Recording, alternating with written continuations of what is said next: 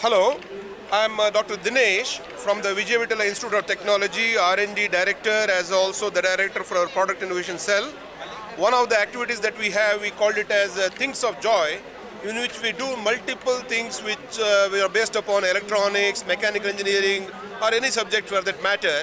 And this is done to encourage students to come up with innovative products and to demonstrate certain concepts. The hope is that by doing all these things, students will get an encouragement to become good entrepreneurs and learn how to design their own devices, products, and solve problems, and finally bring them to market as commercialized professional products.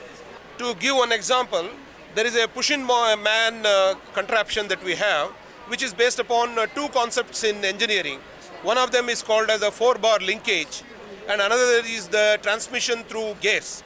By using 1:2 gears, we can get the speed reduction or increase in speed, and by using that 4-bar linkage, we can get a motion which is similar to that of a foot of a man who is pushing. So by using these linkages, we have been able to show how the man appears to be pushing something, even though it is based upon two concepts of mechanical engineering.